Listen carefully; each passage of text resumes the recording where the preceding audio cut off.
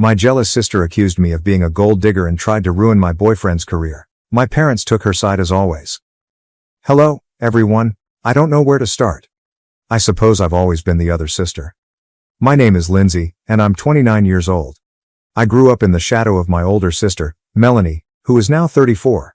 It feels like my entire life has been spent trying to measure up to her, but I never could, at least not in my parents' eyes. Melanie has always been the golden child. I recall as a child seeing how easily everything appeared to fall into place for her. She was the star of every school play, the captain of her soccer team, and the straight-A student who my parents couldn't stop talking about. Meanwhile, I was simply Lindsay, the quiet one. The girl who enjoyed drawing in her sketchbook but did not shine in the ways that mattered to them. It wasn't as if I hadn't tried. I put myself into art because it was the one thing I thought I was good at. But even that wasn't enough. I recall one particular day well. During a parent-teacher conference, my middle school art instructor informed my mother that I had true talent and that if I worked hard enough, I might be able to receive a college scholarship. I felt very proud and excited. But when we arrived home, my mother replied, "That's nice, honey, but it's not like art is a real career. Melanie's already studying for the SATs. Maybe focus on something practical." This shattered me. I was 12. I did not wish to be practical. I wanted them to be proud of me, even if it was for reasons other than Melanie. But the favoritism did not end there. My parents gave Melanie every possible benefit. They paid for her piano lessons, individual tutoring, and pricey summer camps, which she didn't appear to like. When it came to me, however, the funding was tight, or so they claimed. I asked for painting lessons, even cheap ones at the community center, but they always answered, "No, we just can't afford it right now, Lindsay." They did, however, manage to finance a new car for Melanie when she reached 16. Regarding that car, here's a story that still makes my blood boil. On my 16th birthday, I convinced myself that this was finally my time. If Melanie gets a car, maybe they'll surprise me with one as well. Instead, I received a sweater. A sweater. I'm not ungrateful. I understand not every child gets a car. But what about the kicker? Melanie arrived home from college with a flat tire. And guess who got to wait and watch my father spend hours mending it while my birthday cake lay untouched on the counter? Happy birthday to me. And it's not simply the material aspects that sting, it's the emotional neglect. My mother constantly praised Melanie, saying things like, "You're so beautiful, you're so smart, and you're going to do amazing things." I can't remember the last time she said that to me. I was ecstatic to get my first job at a tiny graphic design agency. But my mother's response was, "That's nice, but when are you going back to school?" You know, Melanie got her master's degree. I tried talking to my father about it once. He's quieter than my mother and more passive. I asked him why it seemed like they loved Melanie more than me. He groaned, looked uneasy, and continued. "We don't love her more, Lindsay. She just needs us more." What the heck does that even mean? Is she in more need of them? She had everything handed to her. If anyone required assistance, it was me. As I became older, the gap between us widened. Melanie went on to greater and better things, an Ivy League degree, a high-paying job in finance, and a sparkling engagement ring from her equally beautiful fiancé. And me, I felt stuck. My art career didn't take off as I had hoped. And every time I saw my folks, they'd say, "So, what's next?" As if what I'd done so far wasn't enough. One of the most humiliating experiences occurred last Thanksgiving. Melanie and her fiancé, Jason, came over for supper, and my parents went all out, prime rib, fine wine, the works.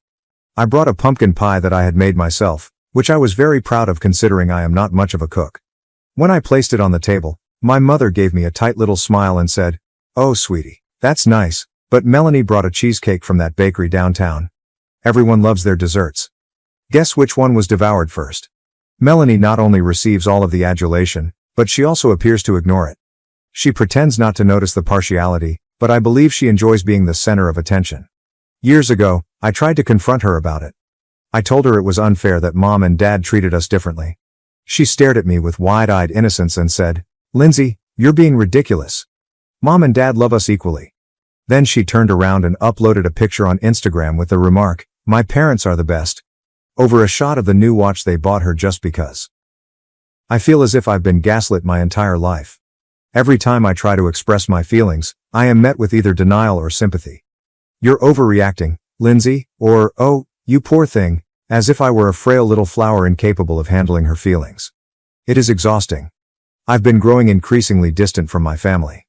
I stopped coming to family gatherings and called my mother solely to learn about Melanie's recent successes. I've been focusing on my painting again, attempting to rekindle the passion I had as a child before their relentless comparison drained everything from me. But it's hard. No matter how much I try to remove myself, that voice in the back of my head continually screams, "You'll never be good enough." I guess what I'm wondering is, am I crazy for feeling this way? Is it inappropriate to want my parents to see me for who I am, rather than who I am not? Or am I doomed to live the rest of my life in Melanie's shadow? After years of feeling stuck, I eventually discovered what I considered to be a nice place. I'd been working as a freelance graphic designer, gradually developing a portfolio that I was proud of. It wasn't a glamorous job, but I adored it. For once, I felt in charge of my life, free from incessant comparisons to Melanie. That's when I met Zach. It was a random meeting at a small business exhibition that I attended to network. I was standing awkwardly near a kiosk, browsing through leaflets, when he approached me. He was tall, with dark hair that had just the proper amount of gray at the temples, and he exuded effortless confidence, which I noticed straight away. "You look like you'd rather be anywhere else," he replied, smirking. I laughed, slightly ashamed. "Is it that obvious?" He presented himself as Zach, the founder of a modest but thriving technology startup that creates software for small businesses. As we talked, I discovered that he was 36, self-employed, and had created his business from the ground up. Zach, unlike many of the folks I'd met at these occasions, was neither pretentious or overbearing. When I explained about my business, he listened and asked questions about my design process and the types of clients I dealt with. It felt refreshing. We kept in touch for a few weeks. Zach was more than just nice and charming. He was intelligent, ambitious, and truly interested in what I had to say. He asked me to create some branding materials for his company, and working with him was fantastic. He treated me as an equal, which was unusual for me after being dominated by Melanie for so long. When Zach and I started dating, it felt like a breath of fresh air. For the first time, I felt recognized, not as Melanie's sister or the less successful daughter, but as Lindsay. He wasn't concerned about my family dynamics or the baggage I carried. He cared for me. Of course, Melanie had to spoil it. At first, my parents appeared cautiously enthusiastic about Zach. They loved his success, though my mother couldn't help but make snarky remarks like, "Well, he's a bit older, isn't he?" Or, "I hope he's serious about you." Melanie, on the other hand, despised him from the start. I should have seen it coming. Melanie delights on being the center of attention, the one everyone envies. Zach's accomplishments made her feel threatened.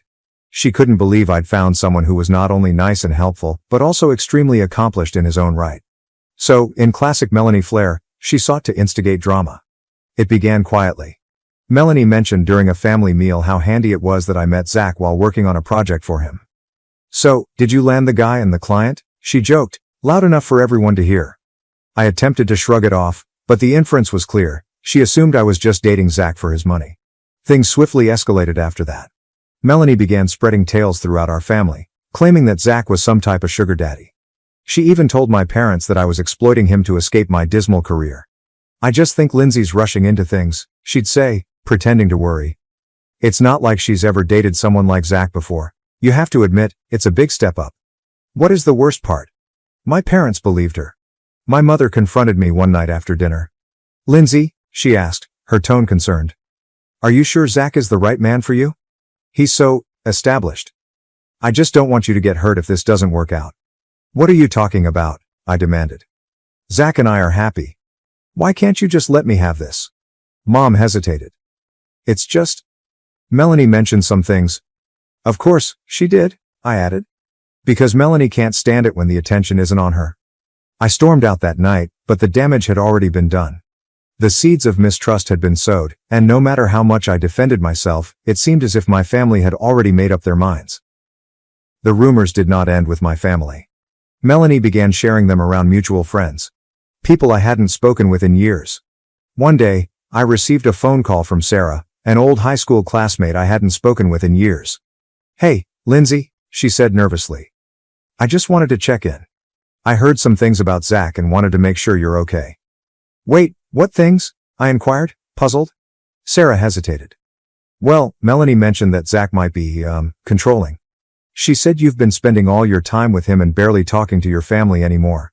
I just wanted to make sure everything's all right." I was infuriated. "Sarah, that's not true. Zach is nothing like that. Melanie's just... I paused, recognizing there was no use in explanation. Melanie had already caused harm. When I challenged her about it, she claimed to be the victim. I was just worried about you, she explained, wide-eyed and innocent. I didn't mean for it to get blown out of proportion. You know how people love to gossip. You're the one who started the gossip, I yelled. Why can't you just be happy for me for once? Melanie didn't care. She never does. All she cared about was bringing me down and keeping me in the shadow, where she believed I belonged. Throughout it all, Zach was my rock. Lindsay, he remarked one night as we sat on his couch, you don't owe anyone an explanation for our relationship. Not your parents, not Melanie, not anyone. The people who really care about you will see the truth. He could see how much it was hurting me and did everything he could to encourage me. I wanted to believe him, but it was difficult. Melanie's falsehoods made me feel increasingly lonely. Even some of my closest friends became distant, as if they didn't know what to think. It seemed like I was waging a lost battle, while Melanie was winning. But Zach was correct in one thing. Those who genuinely cared about me stood by my side. My best friend Emily was among them. When she heard what Melanie was saying, she quickly called me. Lindsay, this is ridiculous, she said. Anyone who knows you knows you're not that kind of person.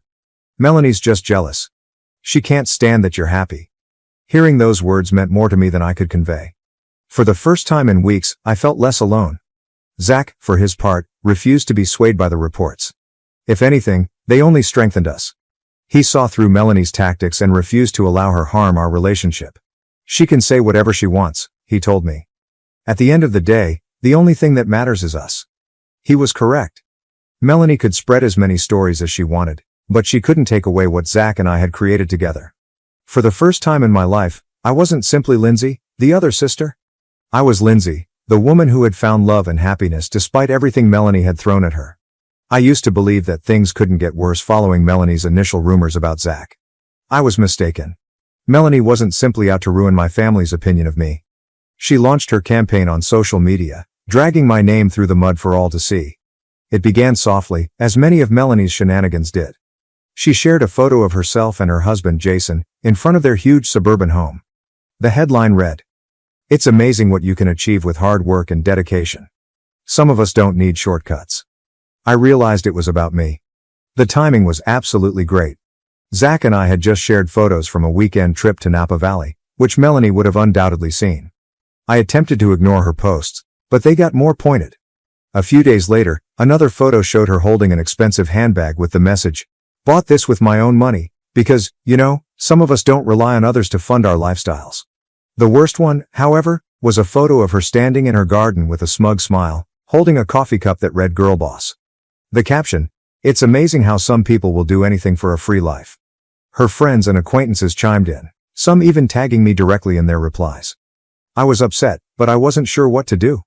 Part of me wanted to confront her publicly in order to defend myself, but Zach urged me otherwise. "She's baiting you," he remarked. "If you respond, you're giving her exactly what she wants." He was correct, of course, but that didn't make things any easier. Every time I opened my social media, there it was. Her smug expression, passive-aggressive captions, an army of accomplices. It felt like she was waging war against me, and I didn't even have a weapon to defend myself. A few weeks later, things escalated during a family meal. My parents had invited everyone over for what they called a relaxing evening. I should have known better. Nothing about being in the same room with Melanie could possibly be relaxing. Melanie was on edge from the time Zach and I stepped in. She welcomed us with a phony smile and an overly bright, "Oh, hi, you too." But her tone was tinged with sarcasm. She hardly acknowledged Zach, instead concentrating her entire attention on Jason, making a huge deal of questioning him about his career, their forthcoming vacation, and his plans to remodel their already exquisite kitchen. Dinner began uneventfully enough. My mother had prepared one of her hallmark dishes, roast chicken with all the fixings, and the discussion was primarily small talk. However, Melanie, ever the limelight seeker, felt it was time to stir the pot. She leaned back in her chair, whirling her wine glass like a villain from a soap opera, and said, "You know, it's funny. I was talking to one of my friends the other day, and she mentioned how some people are living the dream of all money hunters." The table became silent. My father coughed awkwardly. My mother gave Melanie a warning glance, but she disregarded it. "I mean," she continued, her gaze riveted on mine. "Imagine finding someone who's willing to pay for everything. Your vacations, your lifestyle, Even your career. Must be nice, right? Zach stiffened alongside me. I could feel the heat rising in my cheeks, but I wouldn't let her see me crack. Are you trying to say something, Melanie? I inquired, keeping my voice as quiet as I could. Oh no, of course not, she responded innocently. I'm just making an observation. Some people have all the luck. Luck has nothing to do with it, Zach interrupted, his voice low but forceful. Lindsay works hard, and she doesn't need to rely on anyone to support her. Melanie smirked. Oh, I'm sure she does. I mean, graphic design is such a stable and lucrative career path. I'm sure you don't help out at all, right? Enough. My mother's voice sliced through the tension like a dagger. Melanie, stop it. This isn't appropriate. But Melanie wasn't done. She slammed her glass down with a bit too much vigor, the sound reverberating around the room. I'm just being honest, Mom. Isn't that what we're supposed to do as a family? Be honest with each other? I could not handle it anymore. I sprang up so rapidly that my chair almost crashed over. Honesty? You wouldn't know honesty if it hit you in the face. All you know how to do is tear people down because you can't stand it when the spotlight isn't on you. Lindsay, don't, Zach murmured calmly, placing his hand on my arm. But I was beyond the point of caring. Do you know what your problem is, Melanie? I asked, my voice quivering with wrath. You can't stand the fact that someone else might actually be happy for once. You thrive on making other people feel small because that's the only way you can feel big. Melanie's face flushed hot, but she did not answer. My father said something about everyone needing to calm down, but I didn't want to hear his half-hearted attempts at mediation. I grabbed my coat and turned to face Zach. Let's go. We went without saying anything, the tension in the room so heavy that I felt like I was suffocating on it. I burst into tears as soon as we arrived at the car. I can't do this anymore, I wept. I can't keep pretending everything's fine when she's destroying my life. Zach drew me into his arms, his words calming. You don't have to. You don't owe her or anyone else in your family anything. You've worked hard for what you have, and you don't need to justify it to anyone, least of all Melanie. He was correct, of course, but as much as I wanted to wipe Melanie out of my life entirely, I knew it wouldn't be that easy. She was more than just my sister. She was my parents' darling, the golden child. Cutting her out would also mean cutting them out, which I wasn't sure I was prepared for. The next few days were a jumble of emotions, rage, despair, and frustration. I blocked Melanie on all social media platforms, not wanting to see any more of her passive-aggressive posts, but the damage had already been done. Friends and acquaintances who had seen her posts were immediately asking questions, their tone tinged with thinly veiled condemnation. You're not actually dating him for his money, are you? One of them questioned me directly. No, I snapped. I'm not. But the stories lingered, and Melanie's shadow became larger than ever. No matter how hard I tried to get away, it felt like she was always one step ahead, ready to drag me down. After that horrible family meal, I knew I couldn't keep putting myself through Melanie's games. Every interaction with her seemed like a landmine about to detonate, and I was done falling into her traps. Zach and I talked about it, and we both agreed I needed to take a step back for my own sanity. I needed to set some boundaries, even if it meant missing family occasions. The first test came a few weeks later, when my parents said they would be having a cookout. It'll be fun, my mother stated over the phone, her tone far too enthusiastic. Jason and Melanie are coming, and you can bring Zach. We haven't seen you two in ages. I paused. I don't think that's a good idea, Mom. She heaved an impatient sigh that made me feel like a troublesome child. Oh, Lindsay, don't be like this. It's just a little barbecue. You're not still upset about what Melanie said, are you? Are you still upset? I asked incredulously. Mom, she basically accused me of being a gold digger in front of the whole family, and that's not even mentioning all the crap she's been posting online. Mom dismissed it with a giggle. Oh, honey, you know how Melanie is. She doesn't mean half of what she says. You two just need to talk things out. No, Mom, I replied firmly. What I need is for her to stop attacking me every chance she gets. Until that happens, I'm not going to any event where she's present. There was a prolonged pause. Finally, she remarked. Well, I think you're overreacting, but if that's how you feel. It wasn't the answer I was hoping for, but she didn't go any further. Zach and I spent the weekend hiking instead, enjoying the solitude and quiet of the trails away from Melanie's toxic presence. But my absence was not unnoticed. A few days later, my father called, his tone pleasant but with that hint of disappointment I'd heard so many times before. Lindsay, your mother told me you didn't come to the barbecue because of Melanie. Is that true? Yes, Dad, I said, bracing myself for the scolding I knew was coming. "Lindsay," he replied. "She's your sister. Families fight sometimes, but that doesn't mean you just walk away. Your mom and I raised you both better than that." I felt a knot form in my throat. "Dad, this isn't just a fight. This is years of Melanie tearing me down, and I'm not going to put up with it anymore. I have to protect myself." He exhaled. "I get that you're upset, but don't let this destroy the family. You two need to find a way to work things out." Destroy the family? The word struck me like a punch in the gut. It was the same guilt trip strategy my parents had used throughout my life to keep me in line, and I was sick of it. "I'm not the one destroying the family, Dad," I murmured, my voice trembling. "If you want to blame someone, blame Melanie." However, he did not. He never would. Over the next 2 months, I stuck to my decision. I denied any invitations from my parents to events attended by Melanie. "Let us know when you're hosting something without Melanie," I'd propose. They never did. Every time I turned them down, they'd say I was being harsh, Melanie was doing her best, and I was letting a minor misunderstanding destroy everything. What they didn't realize, or refuse to recognize, was that this was not a misunderstanding. This was a pattern of conduct that had persisted throughout my life, and I was not going to continue submitting myself to it merely to keep the peace. The distance from my family was difficult, but it also allowed me to focus on myself. I immersed myself into my business, accepting new clients and developing my portfolio. Zach was my biggest supporter, always there to encourage me and remind me of my worth when I was doubting myself. Slowly but steadily, I began to feel like I was reclaiming my identity. Lindsay, the artist, the partner, the woman who did not want her family's approval to be complete. Melanie, on the other hand, was not satisfied with the status quo. One afternoon, my dearest friend Emily called me. "Hey, have you seen Melanie's latest post?" she inquired, her tone tinged with alarm. "No," I replied, my stomach sinking. "What did she do now?" Emily hesitated. "She posted this picture from your parents' anniversary dinner, and the caption said, 'Some of us actually show up for our family. Watch your family first.'" I groaned. "Unbelievable. She can't stand that I'm not playing her game anymore, so now she's trying to make me look like the bad guy." Emily sighed. "I know it's hard, but don't let her get to you. You're doing the right thing by setting boundaries." I wanted to believe her, but guilt was gnawing at me. Every time I saw a picture of my family without me, every time I heard my mother's disappointed tone or my father's angry sighs, I felt as if I had failed them. It didn't matter that I was defending myself. Part of me still craved their acceptance and validation.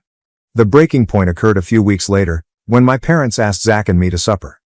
"It'll just be the 4 of us," Mom said. "No, Melanie, no drama." I reluctantly agreed. I wanted to believe they were finally listening to me and understanding where I was coming from.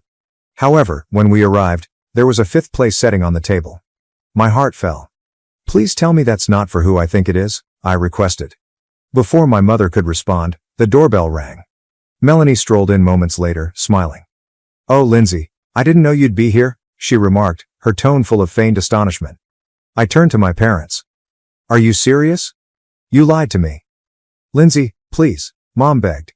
"We just thought if you two spent some time together, you could work things out."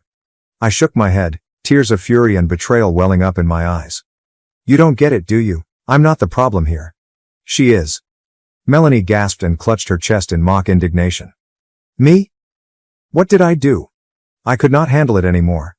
"You know exactly what you did, Melanie. You've spent our entire lives tearing me down, and I'm done pretending it's okay.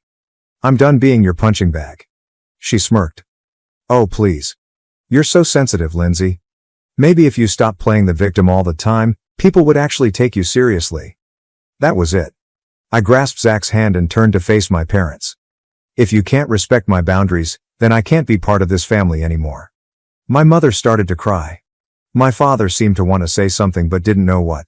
Melanie simply stood there, looking as smug as ever. As we walked out, Zach squeezed my hand. "You did the right thing," he replied. I wanted to believe him, but all I could feel was grief. For the first time in what seemed like an eternity, life was peaceful. Zach and I had discovered a rhythm together, a kind of sanctuary away from the drama that my family was continually causing. I was still separated from my parents and Melanie, but I felt no remorse. I'd spent too much of my life bending over backwards to please them. I was now focused on my own happiness. When Zach proposed, their happiness increased tenfold.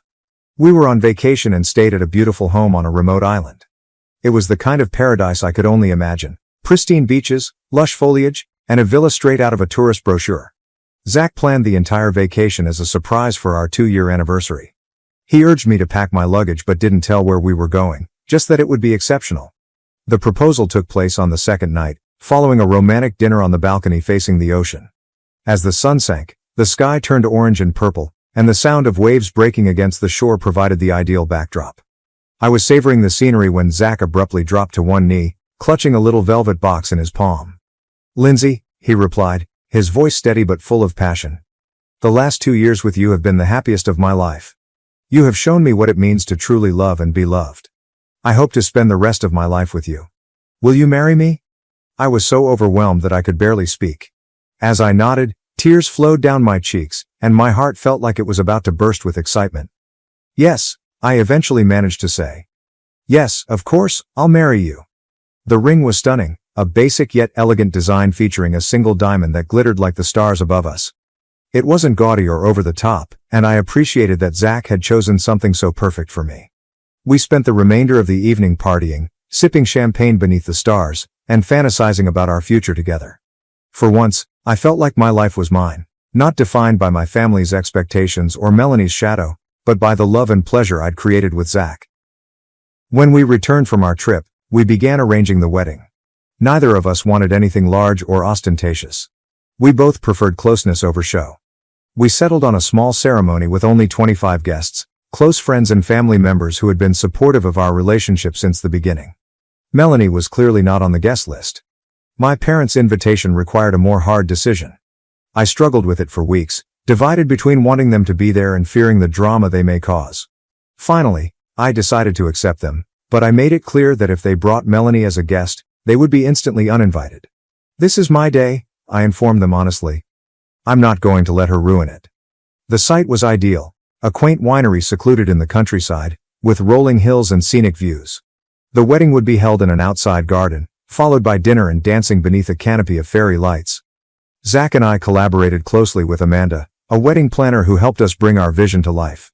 She was a godsend, keeping things on track and making sure no details were neglected. Of course, Melanie learned about the wedding. I'm still unsure how. My parents said they didn't tell her, but I wouldn't put it past them to accidentally reveal it. Once she knew, the sabotage began. It all started with rumors. Melanie called up extended family members who hadn't been invited, explaining that I had purposefully excluded them because I thought I was too good for the family. She informed one cousin that the wedding was being held at a fancy, costly vineyard and that I was wasting Zach's money like it was going out of style. "She's always been jealous of me," Melanie allegedly stated. "This whole wedding is just her way of trying to one-up me." I learned about the rumors from my Aunt Karen, who contacted me one evening, apparently disturbed. "Is it true, Lindsay, that you are not inviting anyone from your family except then your parents?" she asked. "Aunt Karen, that's not true," I exclaimed, my wrath boiling over. "We are having a simple wedding, that is all. It's not about excluding somebody. It's about maintaining intimacy." "Well, Melanie's been saying some things," she admitted. "I just thought you should know." I thanked her for the heads up and hung up, my hands quivering in anger. Zach spotted me pacing the living room and grumbling under my breath. "She's unbelievable," I complained. "She's spreading lies about me to the entire family just because I didn't invite her to my wedding." Zach wrapped his arms around me, his calm presence grounding me. "Let her say whatever she wants," he muttered. "The individuals that matter understand the truth. Do not let her steal your joy." He was correct, of course, but it didn't make things any easier. Melanie's rumors sparked a chain reaction, and I soon found myself getting calls and messages from distant relatives demanding to know why they hadn't been invited. It was exhausting, but I wouldn't let it impede my plans. When the wedding day arrived, I was a bundle of jitters. Not because of Melanie. Amanda had informed me that the venue had strict security measures in place and that no unauthorized guests would be admitted, but because I wanted everything to be flawless. As I stood in the bridal suite, looking in the mirror, I felt a sense of peace come over me. My gown was simple but lovely, a flowing A-line with delicate lace embellishments and a soft champagne color. My dearest friend Emily stood alongside me, smiling as she adjusted my veil. "You look incredible," she replied. "Zach's going to lose it when he sees you." The ceremony was all I had imagined it would be. As I came down the aisle, my heart leaped when I saw Zach waiting for me, his eyes full of love and pride. We exchanged meaningful and highly personal vows, and when we said "I do," There wasn't a dry eye in the yard. The reception was equally as wonderful.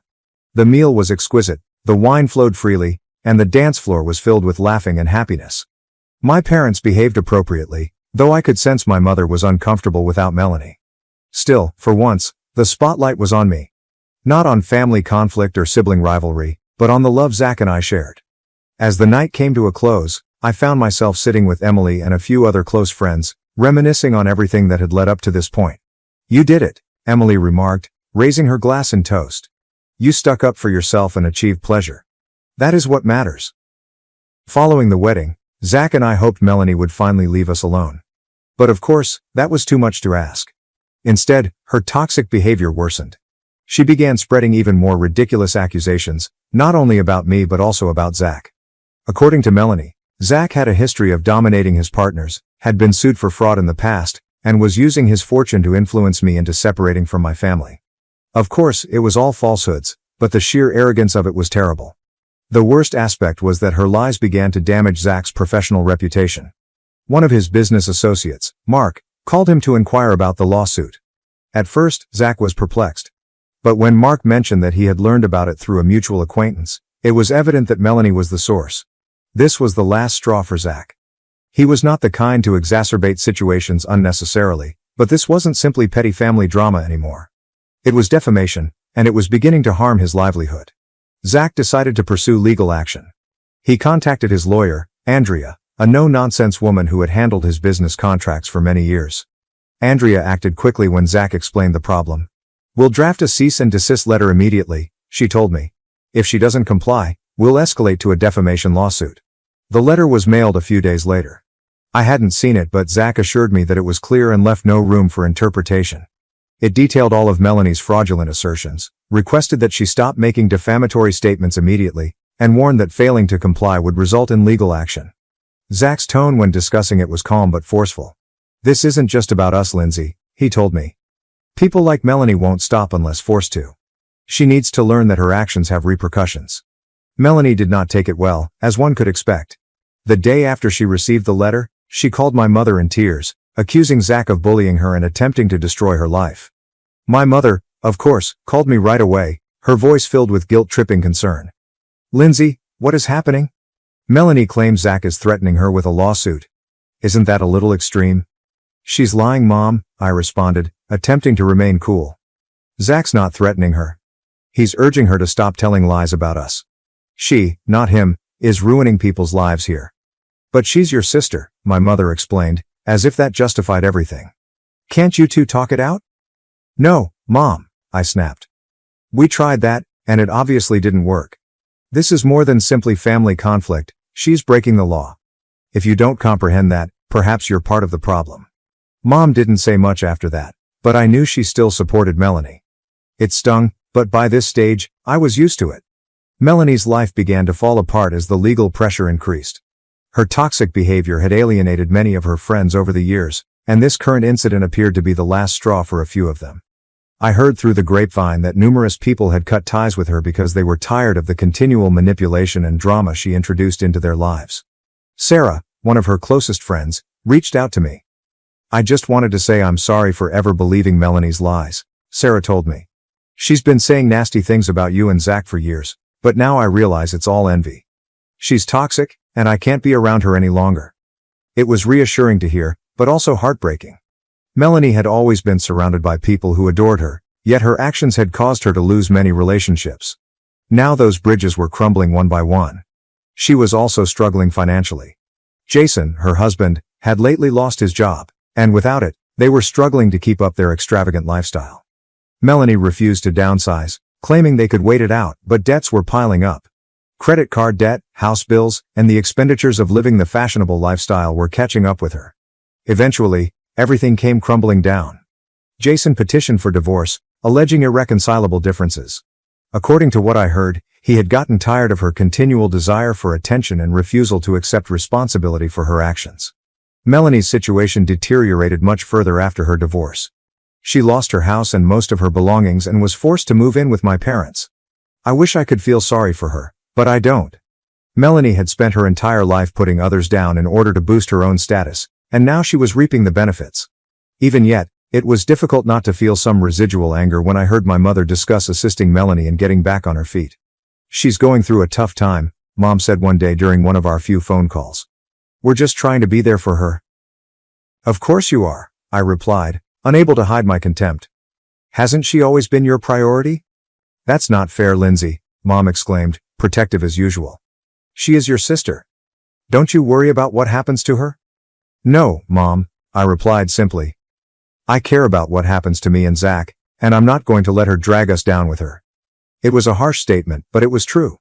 I'd spent far too much of my life thinking about Melanie, about how to deal with her drama and how to convince my parents of the harm she was creating.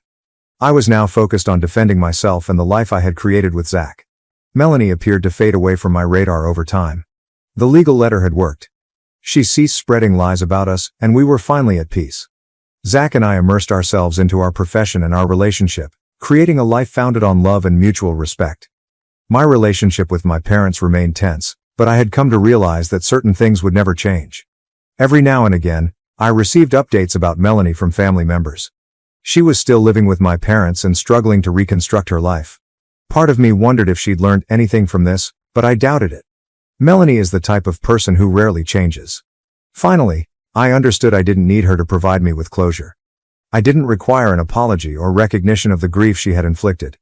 What I needed to do was move forward, leave the past behind, and concentrate on the future. And this is exactly what I did. It took years, literally years, for my parents to understand what I had been attempting to tell them throughout my life. For as long as I could remember, they had overlooked, justified, and even glorified Melanie's behavior, regardless of how toxic or harmful it was. However, as the consequences of her acts became apparent, they were unable to ignore the reality any longer. I initially noticed the shift when on the phone with my father. Melanie had returned to live with them months before, and I had kept my distance. My parents periodically tried to contact me, but our chats were difficult. This time, however, my father sounded different. Tired and worn out in a way I had never heard before. "How are you doing, Lindsay?" he inquired, his tone surprisingly mild. "I feel like we haven't really talked in a while." "I'm fine, Dad," I replied cautiously. "Busy with work, you know." There was a gap before he sighed. I wanted to say I'm sorry." The words took me off guard. "I'm sorry for what?" "For everything," he said. "For not listening to you and not noticing what Melanie was doing. Your mom and I have discussed how badly we have let you down." I wasn't sure what to say. For years, I had imagined hearing those words, my parents finally admitting the pain they had caused by continuously side with Melanie. But now that the moment had arrived, it seemed strange. "Dad," I asked softly, "what brought this on?" "Melanie," he acknowledged. "Getting her back in the house has been eye-opening, to say the least. The way she speaks to your mother, the way she blames everyone else for her problems, it is tiresome. It has made us realize that we have allowed her to get away with far too much for far too long. Part of me wanted to be vindicated, but largely I felt tired." "I appreciate the apology," I responded. "But it doesn't change what happened." "I know," he replied swiftly. "I do not expect it to. I just wanted you to know that we see it now, and we apologize." A few days later, my mother called. She was never as forthright as my father, but her message was consistent. "We didn't do right by you, Lindsay," she admitted, her voice thick with sorrow. "We ignored Melanie's behavior because it was simpler than confronting it, and as a result, we damaged you. I'm very sorry." Hearing their comments was a step forward, but it did not alleviate years of sorrow. I told them so. "I need time," I explained. "This isn't something I can just forgive overnight." They appeared to understand, and for the first time, they didn't try to force me to move quicker than I was willing to. Not long after, I received a letter. It came from Melanie. Seeing her handwriting on the envelope filled me with dread. I hesitated whether or not to open it, but my curiosity won out. The letter was long, many pages of carefully written text, and as I read it, I couldn't help but feel a range of emotions. Melanie apologized for everything, the lies, the manipulation, and the years spent undermining and making me feel tiny. She stated that envy drove most of her actions, but she did not go into detail about what she was envious of. She apologized for spreading stories about Zach, causing tension at family events, and capitalizing on years of favoritism. "I know I've hurt you in ways I can't undo," she wrote, "but I want you to know that I sincerely apologize.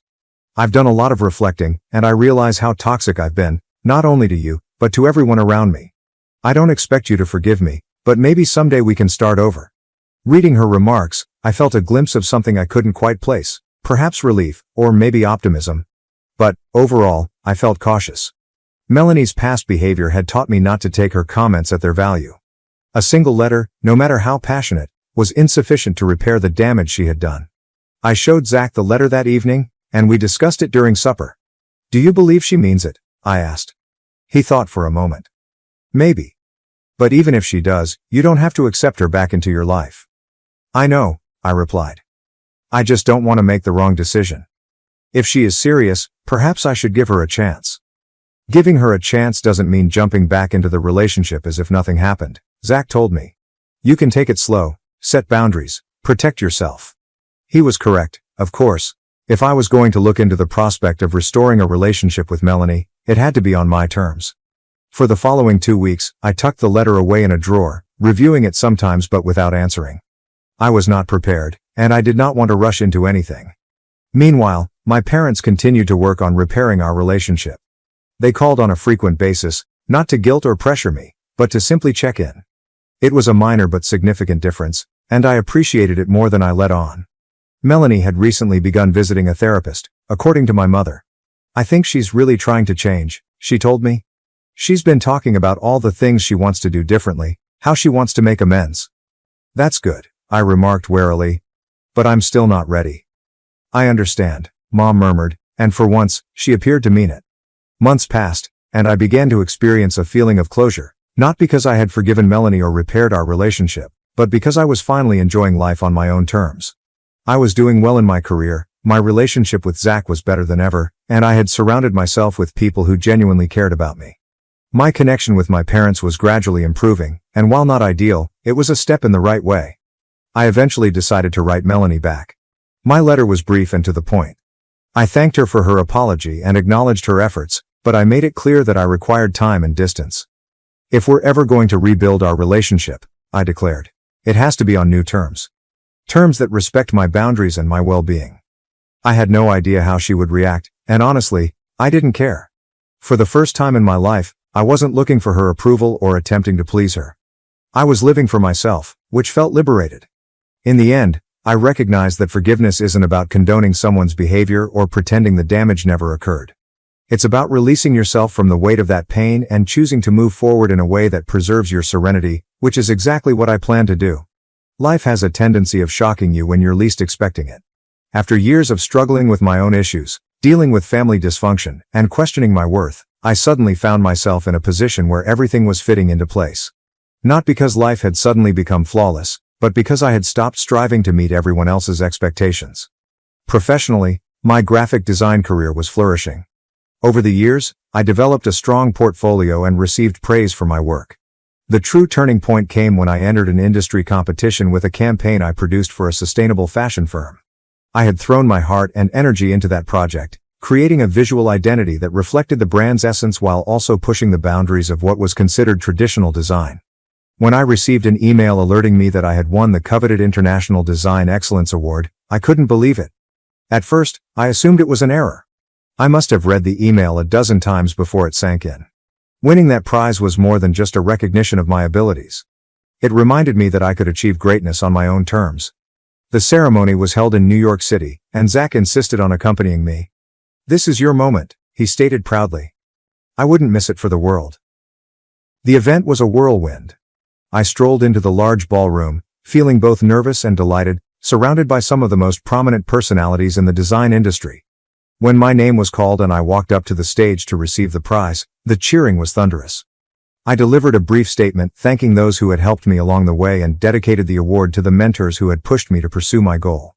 Following the ceremony, numerous industry executives approached me, including Isabelle Marchand, creative director of a large advertising agency. She said my art was refreshing and bold, and she wanted to collaborate on a new project. That conversation marked the start of a professional connection that would lead to innumerable opportunities for me in the years ahead. Winning the award also spurred me to launch an initiative I had been planning for years. A mentorship program for budding designers. I termed it Creative Futures. The purpose was straightforward: to give information, guidance, and chances for budding designers who didn't have typical entry points into the business. Setting up the application was no easy task.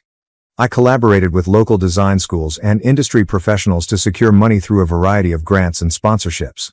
Zach, my ever-supportive boyfriend, offered to help with the business side of things, connecting me with potential sponsors through his own network.